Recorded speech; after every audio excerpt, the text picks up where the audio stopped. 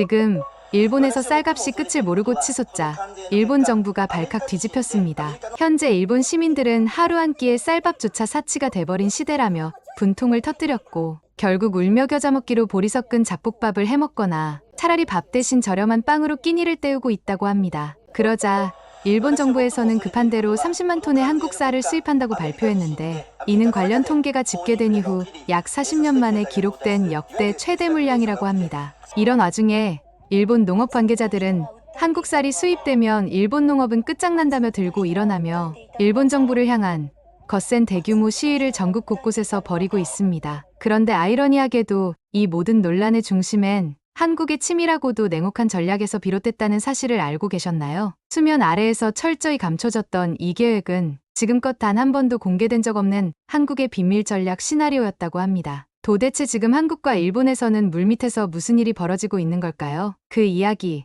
지금 시작합니다. 여러분 잠시만요. 그 전에 1초 만에 누를 수 있는 구독과 좋아요 버튼 꾹 눌러주시면 정말 큰 힘이 됩니다. 그럼 바로 시작하겠습니다. TV에 나오는 소식은 또다시 한숨만 나오게 했습니다. 일본 홋카이도 쌀 60kg 기준 가격 1년 새 3배 상승. 일본의 쌀 시장은 혼란이 증폭되며 왜곡 심화. 창밖에는 비가 내리고 있었습니다. 저는 사무실 창가에 서서 넓게 펼쳐진 제 논을 바라봤습니다. 올해는 일본의 쌀 시황이 좋지 않다는 부정적인 뉴스가 계속 오르고 있어요. 안녕하세요. 제 이름은 나카모토 히로시입니다. 일본의 홋카이도에서 가장 큰 쌀 농장을 운영하는 60대 기업가입니다. 저는 평생 이 땅에서 쌀을 길러왔어요. 그러나 최근 5년여간 일본에서는 연이은 지진과 급작스러운 기후변화로 우리의 논은 예전 같은 풍요로움을 잃었습니다. 특히 작년에는 너무 강력했던 태풍 산산으로 수확량이 절반으로 줄었고 올해는 뜬금없는 이상 고온으로 쌀알이 제대로 여물지 못한 상황이죠. 하지만 이상하게도 마음 한편으로는 기쁨이 있었습니다. 왜냐면 쌀의 생산량이 줄면서 가격이 천정부지로 뛰었고 결국 우리 회사의 수익은 오히려 증가했으니까요. 물론 생산량 감소로 전체적인 판매 수량은 줄었지만 그와 반대로 상당히 높은 가격으로 판매할 수 있었기 때문에 매출은 오히려 성장했습니다. 히로시 사장님, 그런데 도쿄에서 시위가 또 일어났어요. 후이나 전략팀장이 다급하게 말했습니다. 사장님, 이번에는 시위 규모가 더 큽니다. 7,000명이 넘는 시민들이 더 이상 일본 쌀을 구입하지 않겠다는 뉴스예요. 그러면서 반대로 한국산 쌀 수입을 강력 요구하며 시위대가 형성되고 있다고 합니다. 저는 이해가 안 됐어요. 감히 한국산 쌀이라니요? 우리 일본 쌀의 자존심에 크나큰 상처를 주는 뉴스였습니다. 저는 창밖을 바라보며 깊은 한숨을 내쉬었죠. 오늘따라 강한 비가 논바닥을 두드리는데 마치 불안한 제 미래를 예고하는 것 같았습니다. 그럼에도 우리 회사의 실적 보고서는 화려했어요. 분명 매출은 작년보다 70% 이상 증가했고 실제 순이익은 2배 가까이 올랐습니다. 제가 임원으로 있는 우리 일본 농업전국협회 주간회의에서도 저는 항상 큰 목소리를 냈어요. 일본 쌀의 품질과 전통은 반드시 지켜야 한다고, 외국산 쌀 수입은 언젠간 분명 자살행위라고 주장하면서 말이죠. 그런데 오늘 아침 뉴스는 사뭇 달랐습니다. 도쿄의 시위대 영상에서 노인 한 분이 슬픈 눈물을 흘리며 말했습니다. 평생 쌀밥만 먹고 살았는데 이제는 너무 비싸서 사 먹을 수가 없어요. 너무 비싸서 보리와 잡곡으로 때우고 아니면 간단한 빵으로 끼니를 해결합니다. 그 모습을 보니 저도 약간은 가슴이 아팠어요. 그러나 저 역시 사업을 하는 입장에서 이 쌀 사업을 포기할 수 없었고 특히나 가격을 낮추면 우리 회사가 힘들어지는데 당연히 가격을 높여서 판매할 수밖에 없었습니다. 그리고 일본 정부는 여전히 우리 편입니다. 이미 지난주에 농림행정부 차관이 직접 우리 농업협회에 연락을 취했었고 한국산 쌀 수입은 결단코 없을 것이라고 확언했습니다. 하지만 전화기 너머 그의 말투에서는 강력한 확신을 보진 못했어요. 우리 국민들의 분노가 커지게 되면 분명 정부도 언젠간 태도를 바꿀 수 있다고 생각했기 때문입니다. 저는 오후에 도쿄로 날아가 전국농업협회 긴급회의를 주재했습니다. 관련 임직원 및 대표들에게 빠르게 연락을 취했고 얼른 도쿄 대회의장으로 모이라고 했죠. 참석한 대회의장의 분위기는 당연히 무거웠습니다. 대부분 얼굴에는 걱정의 그림자가 드리워져 있었죠. 이번 사태를 어떻게 보십니까, 히로시 대표님? 오래된 동료 하야타가 저에게 물었습니다. 걱정할 것 없습니다. 정부는 우리 편이니까요. 저는 확신에 찬 목소리로 대답했습니다. 하지만 시위 규모가 점점 커지고 있습니다. 이제는 도쿄뿐 아니라 오사카와 나고야에서도 집회가 시작됐다고 하더군요. 제가 대답하기가 무섭게 농림행정부 차관이 회의장에 들어왔습니다. 그의 표정은 어두웠습니다. 여러분, 상황이 심각합니다. 차관이 말했습니다. 우리 일본 정부는 한국산 쌀 수입을 여전히 고려하고 있지 않습니다. 하지만 여론이 계속 악화된다면 어떤 형태로든 타협점을 찾아야 할 수도 있어요. 저는 그 자리에서 벌떡 일어났습니다. 차관님, 말도 안 됩니다. 일본 쌀 시장에서 외국 쌀 수입은 우리 농업의 자살행위와 다름없습니다. 하지만 차관은 담담하게 저를 바라보았어요. 히로시 사장님, 우리 정부도 여러분의 입장을 당연히 이해합니다. 하지만 국민 전체의 이익도 고려해야 하죠. 현재 일본의 쌀 가격은 더 이상 감당하기 어려운 수준입니다. 하지만 저는 강력하게 대응했어요. 차관님, 그건 시장 원리입니다. 공급이 부족하면 가격이 오르는 것은 당연한 일 아닌가요? 그런데 차관이 저의 급소를 공격하듯 뜻밖의 질문을 던졌습니다. 히로시 사장님, 말씀하신 시장 원리가 정부의 보호 아래 인위적으로 만들어진 거예요. 이건 어떻게 설명하시겠습니까? 차관이 날카롭게 반문했죠. 그 말에 저는 잠시 말문이 막혔습니다. 분명 우리 전국농업협회는 수십 년간 정부의 보호 아래 안정적인 사업을 영위해왔고 충분히 인정하고 있어요. 과거부터 정부는 외국 쌀에 대한 높은 관세를 책정했었고 국내 쌀 생산자에 대한 보조금을 많이 지급해왔습니다. 그리고 엄격한 수입 규제는 모두 우리의 이익을 위한 것이라는 것도 잘 알고 있었어요. 하지만 그 옆에서 조용히 비밀스러운 미소를 보이던 사람이 있었는데 바로 우리 회사의 젊은 인재라고 일컫는 하다나 상무였습니다. 어쨌든 이 회의에서는 서로의 입장 차이만 확인한 채 모두가 더 이상 회의 진행을 원하지 않았습니다. 서로 감정만 상할 뿐이었죠. 결국 차관을 비롯해 우리 전국농업협회는 일주일 후 다시 모이기로 했습니다. 그렇게 찝찝한 기분으로 집으로 다시 복귀하던 와중에 갑자기 아들 녀석에게서 전화가 왔어요. 잠시 시간을 2년 전으로 거슬러 올라갑니다. 저에겐 아들이 하나 있는데 아들은 도쿄대학교 농림축산부를 졸업 후 갑자기 한국으로 농업을 배우러 갔었죠. 이 녀석이 한국으로 떠난다고 했을 때 정말 세상이 무너지는 것 같았습니다. 아버지, 저 한국 농업대학으로 다시 공부하러 유학 다녀오려고요. 식탁에서 그 말을 들은 순간 젓가락이 손에서 떨어졌습니다. 우리 나카모토 가문의 4대째 상속자가 겨우 한국에 농업을 배우러 간다니 아비로서 절대 받아들일 수 없었죠. 하지만 아들 켄지의 목소리는 단호했습니다. 저와 제 와이프는 정말 피가 거꾸로 솟았어요. 우리 가문은 70년 넘게 일본 최고의 쌀을 생산해왔고 일본 정부에서 선정한 상장만 집안에 10개가 넘습니다. 그래서 아들 켄지는 태어날 때부터 후계자로 정해져 있었던 거죠. 이랬던 아들이 아비와의 혈연을 잠시 끊고 한국에 갔던 건데 갑자기 2년 만에 대뜸 전화가 온 것입니다. 그러면서 아들 켄지는 저에게 한국의 쌀 시스템 재배 방식이 가히 혁명적이라면서 본인의 입장에서 놀라웠던 경험을 저에게 전화로 들려주었습니다. 켄지는 저에게 다양한 얘기를 해주었어요. 한국의 드론 시스템부터 AI를 적용한 프로그램, 그리고 자동화된 농장까지 모든 것을 전화로 말해주었습니다. 그러면서 저를 한국으로 초대하더군요. 아버지, 이틀 뒤에 서울에서 국제 스마트 농업 박람회가 열립니다. 아버지께서 직접 와서 보시면 어떨까요? 켄지의 진지한 목소리에 저는 오랜 고민 끝에 결심했습니다. 자존심을 접고 일단 한국으로 가기로 한 것입니다. 3일 후, 저는 인천공항에 도착했습니다. 서울 시내 호텔로 향하는 차 안에서 켄지는 끊임없이 한국의 농업 혁신에 대해 이야기했습니다. 그의 눈은 열정으로 빛나고 있었어요. 저는 묵묵히 창밖을 바라보며 그의 말을 들었습니다. 솔직히 여전히 반신반의했죠. 정말 한국의 농업이 그렇게 발전했을까? 켄지의 말이 과장된 것은 아닐까? 하지만 다음 날, 그 모든 의심은 완전히 사라졌습니다. 서울 강남의 코엑스라는 곳에서 박람회를 개최했고 저는 입구에서 등록을 마치고 박람회장에 들어갔어요. 그런데 처음부터 엄청난 충격이 밀려왔습니다. 우리가 자랑스럽게 여겨온 일본의 농업 기술이 얼마나 뒤처져 있는지를 한눈에 볼 수 있었습니다. 정말 여기는 첨단 기술의 향연이었죠. 로봇 기술부터 하늘로 날아오르는 드론 시스템, 그리고 최첨단 AI 프로그램까지 모든 기술들이 가득한 박람회장은 마치 미래로 향하는 문을 연 것 같았습니다. 그 중에서도 특히 눈길을 끈 건 스마트 라이스 파밍 시스템이란 부스였습니다. 똑똑한 쌀농장 시스템이라고 해석할 수 있죠. 그곳에서 이 회사의 대표이자 엔지니어라는 박수철 씨가 열정적으로 설명하고 있었습니다. 저희 시스템은 벼의 성장 과정을 실시간으로 모니터링하면서 최적의 조건을 유지해줍니다. 물의 양, 햇빛 노출 시간, 영양분 공급량을 AI가 자동으로 계산해서 조절하죠. 그의 말에 저는 한 대 맞은 기분이었습니다. 일본에서는 아직도 농부들이 경험과 감각에 의존해 물을 대고 비료를 뿌립니다. 과학적인 측정보다는 전통적인 방식이라는 명목하에 비효율적인 관행이 계속되고 있었죠. 이것이 우리가 자랑스러워하던 장인정신의 실체였습니다. 다음 날, 우리는 경기도 근교의 한 스마트팜으로 향했습니다. 차에서 내리자마자 눈에 들어온 것은 논위를 날아다니는 여러 대의 드론이었어요. 우리 농장에서는 아직도 트랙터가 최첨단 기술인데 여기서는 이미 농부의 손길 없이도 밭이 관리되고 있었습니다. 이 드론들은 하루에 2번씩 전체 논을 스캔합니다. 벼의 상태, 병충해 발생 여부, 수분 함량 등을 모두 확인하죠. 저는 순간 떠올렸습니다. 우리 농장에서는 여전히 농부들이 하루 종일 논을 걸어다니며 작물 상태를 일일이 확인합니다. 그들의 구부정한 허리와 갈라진 손.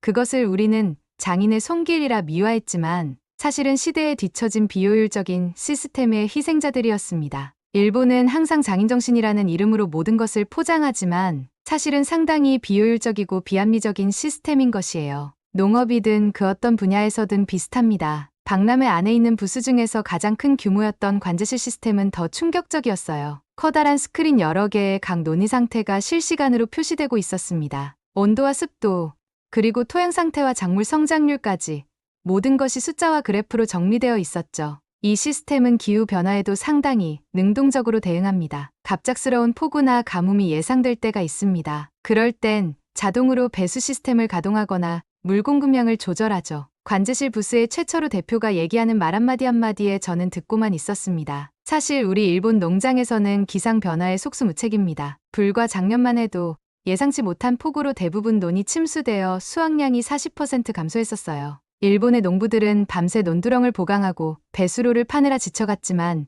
결국 자연의 힘 앞에 무릎을 꿇었습니다. 그런데도 우리는 자연과의 조화라는 미명하에 이런 원시적인 대응을 계속하고 있었어요. 가장 적나라하게 대조적이었던 부분은 쌀의 수확 과정이었습니다. 한국의 농장에서는 완전 자동화된 콤바인이 GPS를 따라 정확하게 움직이며 수확을 했고 수확된 쌀은 센서로 품질을 즉시 분석한 후에 등급별로 자동 분류되더라고요. 그런데 우리 일본의 수확 시스템은 어떻습니까? 물론 콤바인이야 있겠지만 그것을 운전하는 사람들의 평균 나이는 67세입니다. 누가 봐도 후진국형의 고령화 농업이 바로 일본의 현실인 것이죠. 게다가 수확 후의 품질 검사도 여전히 사람의 눈과 경험에 의존합니다. 장인의 감각이라 또 포장해보지만 사실은 객관적인 기준 없이 주관적인 판단에 의존하는 후진적 시스템일 뿐이에요. 소비자들도 이 앱을 다운받으면 자신이 먹는 쌀이 어디서 재배된 건지 확인 가능해요. 완전한 투명성이 소비자 신뢰를 높이고 그것이 프리미엄 가격으로 이어지죠. 스마트팜 김진한 대표의 말에 고개가 절로 끄덕여졌습니다. 반대로 우리 일본은 어떻습니까? 소비자에게 제공하는 정보라곤 단순한 쌀포대의 라벨 하나뿐입니다. 객관적인 투명성을 전혀 찾아볼 수 없죠. 그러면서도 일본 쌀의 품질과 전통을 내세워 높은 가격을 요구합니다.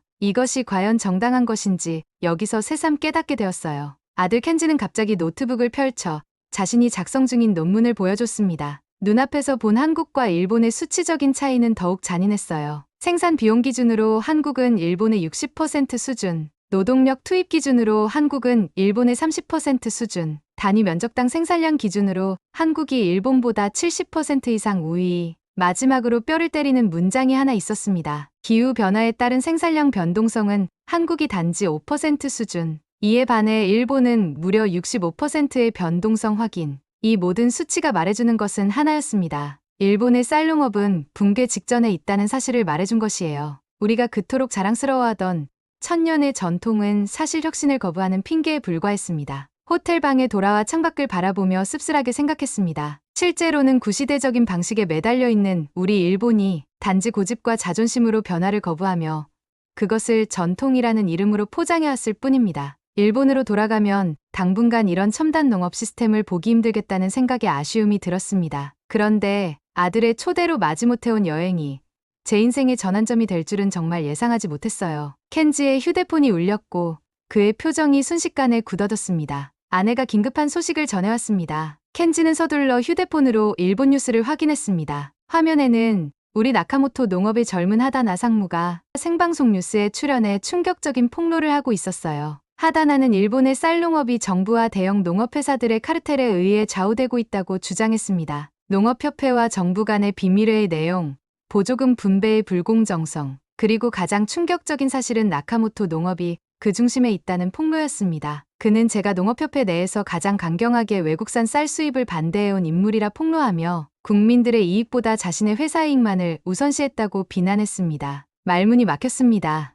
하다나 상무는 우리 회사에서 가장 촉망받던 젊은 임원이었어요. 켄지의 제안에 따라 우리는 계획을 수정하고 서둘러 일본으로 돌아갔습니다. 비행기 안에서도 일본 뉴스는 계속 하나다의 폭로를 다루고 있었습니다. SNS에서는 이미 쌀 카르텔, 나카모토, 농업 보이콧 같은 자극적인 문구들이 뉴스의 헤드라인에 올라와 있었어요. 인생이 눈앞에서 무너지는 것 같았습니다. 켄지는 이 위기가 오히려 기회가 될 수 있다고 제안했습니다. 비행기 안에서 우리는 급하게 계획을 세우며 기내 와이파이를 이용해 한국의 스마트팜 기술회사들과 연락을 주고받았습니다. 일본 내 농업개혁을 지지하는 일부 젊은 농민 단체들과도 소통하며 변화의 기반을 마련했죠. 도쿄 공항에 도착하자 기자들이 몰려들었습니다. 제 스케줄을 어찌한 건지 벌써부터 기자들이 진을 치고 있었어요. 플래시 세례 속에서 짧게 한마디만 전했습니다. 하다 나상무의 폭로를 부정하지 않고 일본 쌀농업의 변화가 필요하며 그 변화는 나카모토 농업에서 시작할 것이라는 내용을 간략히 말했습니다. 그리고 다음 날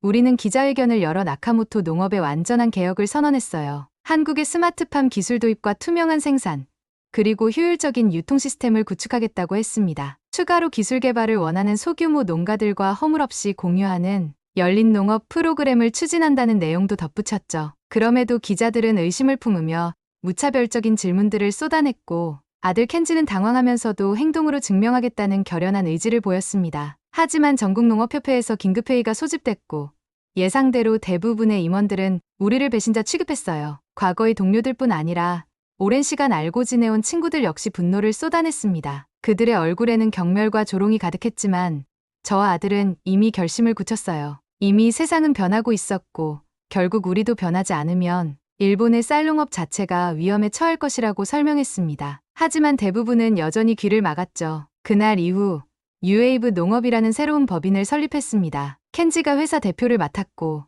저는 고문을 맡았어요. 그리고 처음부터 신기술 개발을 원하는 자영업자 일부를 직접 직원으로 고용했습니다. 첫 번째 프로젝트는 홋카이도의 나카모토 농장을 스마트팜으로 전환하는 것이었습니다. 그리고 한국의 기술자들이 직접 일본에 도착했어요. 드론과 AI 시스템, 그리고 자동 설비를 직접 도와주며 설치했습니다. 우리 농부들은 처음에는 의심의 눈초리로 바라봤지만 점차 새로운 시스템에 적응해갔습니다. 그러자 조금씩 우리에게 관심을 보이는 농부들이 있었고 특히 고령 농부들은 더 이상 무거운 장비를 들거나 하루 종일 논을 돌아다닐 필요가 없다는 사실에 큰 안도감을 느낀 것처럼 보였습니다. 그럼에도 전국농업협회의 방해는 끊이지 않았습니다. 그들은 농업용수 공급을 중단시키려 했고 농기계 대여 업체들에게 압력을 가해 우리와 거래하지 못하게 했습니다. 더욱 심각한 것은 일부 극단적인 이들이 밤중에 몰래 들어와 설치된 장비를 훼손하기까지 했다는 점이에요. 매일 새로운 문제가 기다리고 있었지만 저와 제 아들은 결코 포기하지 않았습니다. 아들 켄지는 문제가 발생할 때마다 창의적인 해결책을 찾아냈죠.